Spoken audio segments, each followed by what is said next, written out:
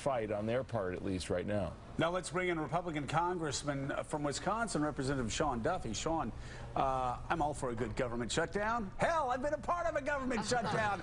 But if you're gonna shut down the government, and I mean this, as a small government conservative, you gotta get something from it. And from the very beginning, you, Paul Ryan, Tom Coburn, Scott Walker, Charles Krauthammer, the most conservative people in Washington have said, this is just a dumb tactic. And now Ted Cruz is attacking you.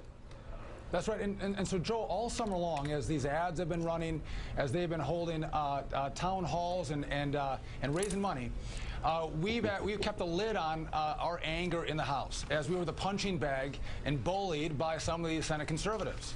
And so now with the CR vote that's going to come today, we are going to give them exactly what they've asked for, the opportunity to fight in the Senate on defunding Obamacare.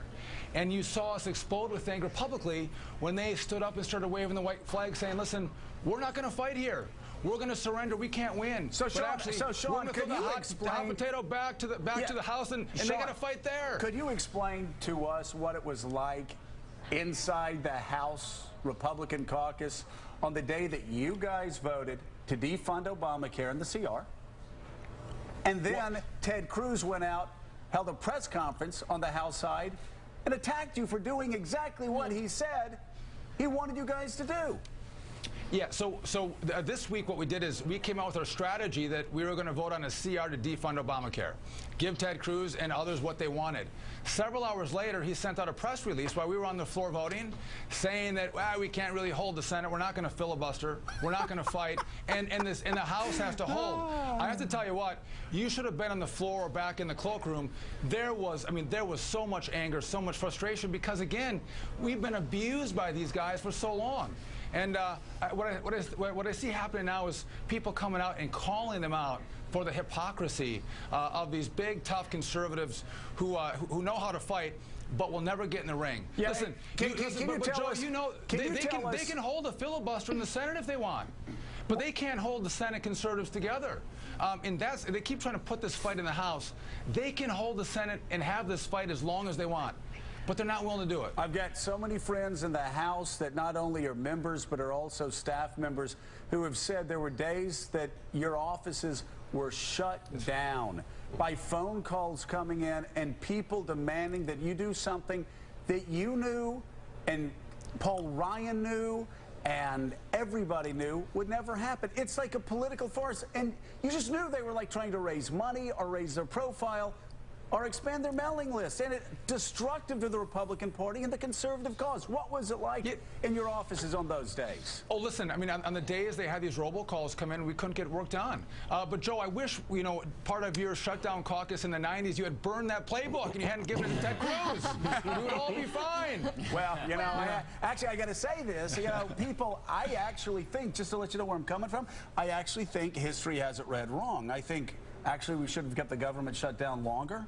Bill Clinton was coming our way, and if we had had the guts to keep it shut down another week or two, well, I was going to say we would have balanced the budget for the first time in a generation, but we did that anyway in 1997. But you're right, though. It had a destructive impact in the long run because we got into it, and we didn't see it through because there was not a strategy to see it through. And Mark Halperin, that's the same exact thing that's happened here, except it took us, I mean, we were running up the hill at Pickett's Charge before we realized, oh, wait, they can shoot down at us.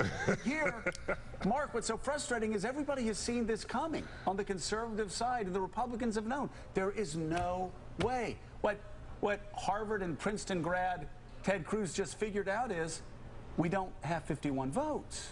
But it took him a long time to figure that out, and he hurt a lot of conservatives in the process. Well, the miscalculation has set the Republicans back going into two big fights, not just on the shutdown, but on the debt ceiling, which comes a couple weeks after that. Congressman, what's the best case, as far as you're concerned, realistically now, on these two fights, for the party and the country? What's the best case for the shutdown fight and the debt ceiling fight? Well, I want to be clear. A lot of us do not want to shut down the government, but we think we can engage in a fight here where we have a solution that's negotiated where both sides can win. Listen, I don't, as Joe mentioned earlier today, America doesn't like Obamacare right now. They're confused by it. They don't want it, as a majority of American voters. And so we think we have an opportunity, maybe not to defund it, but we may get the president to agree to a delay in Obamacare. Maybe he'll agree to an opt-out for state strategy that we'll offer him. But I think there's enough play here with Obamacare and some form of delay where we could all be winners. And frankly, with the problems with the Obamacare rollout, I think the president might, go, oh my God, these guys twisted my arm so hard. All right, I'll agree to a delay for a year. Yeah, it gives them more time to implement this bill that really isn't ready for prime time. I'm not sure I agree with all of that, but let's bring in David Gregory. I think you would, Mika.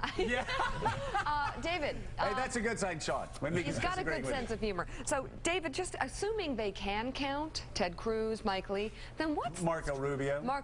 What's the strategy behind these ads, which would make it look like the world is going to come to an end if you don't support defunding Obamacare? I mean, these ads were running in Washington, D.C. and across the country on almost like a loop. They're trying to party like it's 2010 again, and that's really what it is, because Obamacare was so unpopular then, and they got a lot of traction, and they're trying to do it now.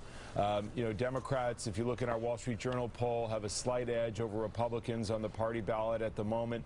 It is our political team, Chuck Todd and company, were writing about this week in First Read.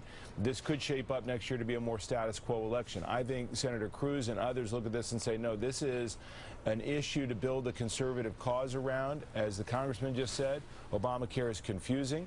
It's a patchwork of implementation that is not entirely clear at all. It remains unpopular, in part because it's so confusing. And so this is an opportunity, I think they feel, to strike, to win a delay. I mean, I would even ask the congressman, delay to what exactly? I mean, they may want to chip away at it, but it seems quite unlikely that you're going to do away with Obamacare in some meaningful way.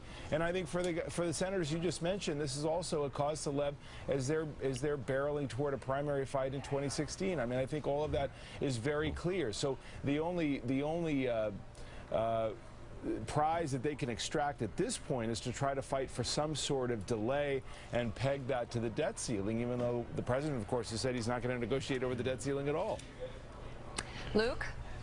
Yeah, I'll just pose this question to Congressman Duffy. One thing we heard from the GOP leadership aides all summer is that we didn't want to get into this CR fight because we wanted to keep the powder dry in order to go all out on the debt limit fight.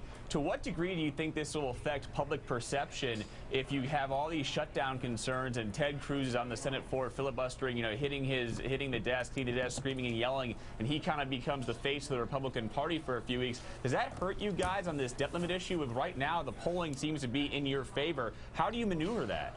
Well, as we fight the Obamacare fight, I think we're on the side of Americans. But if we shut the government down, we are not on the side of Americans. So as we go through this fight, I think if we continue and we get some form of a win, of a delay or a stall or an opt-out for states, that'll be a win for us. But again, we have to be very cautious on a shutdown. But as we look out to the debt limit, I think the president is going to have to come to the table. You can't just say, listen, we have a $17 trillion debt. We're borrowing $700 billion to $1 trillion a year. I'm not going to have a conversation with Republicans in the House and the Senate about how we fix the spending problem in Washington. He's going to have to talk to us, and if he does, we're going to listen. There is enough room to find compromise in divided government. There's enough issues out there where everyone can win, and we can get a solution without the brinksmanship that really works for America. But everyone has to sit at the table and find that sweet spot of victory. All right, Republican Congressman Sean Duffy, that is what Ted Cruz is so desperately trying to do this morning. Sweet spot of victory. I don't think he's. I think he's in a corner. Luke Russert, thank you as well. David Gregory, who do you have this Sunday on Meet the Press? Among our political panel here on this is Mike Lee himself, Senator Lee. Okay. And we'll talk to Wayne LaPierre of the NRA and the aftermath of the Navy Yard shooting. He's back as well. All right, thanks so much. Greatly appreciate it. Gene,